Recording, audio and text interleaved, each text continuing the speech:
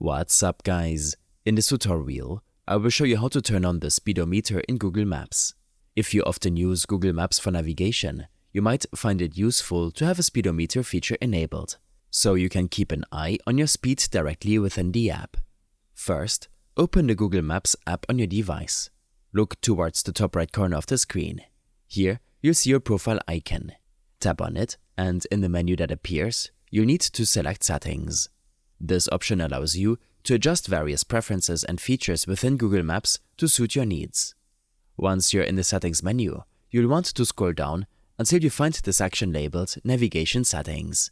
This section contains all the options related to how Google Maps provides directions and displays information during your trips. Within the navigation settings, continue scrolling until you reach the Driving Options section. This is where Google Maps lets you customize features that are specifically useful when you're driving. Among these options, you'll find one labeled Speedometer. The Speedometer option, when turned on, will display your current speed on the navigation screen when you're driving. To enable it, simply toggle the switch next to Speedometer. Once you've done that, you'll see that your speed is displayed whenever you use Google Maps for navigation, helping you stay aware of your driving speed and avoid potential speeding tickets. I hope this helped you out. Leave a comment if you have any questions, and see you in the next one.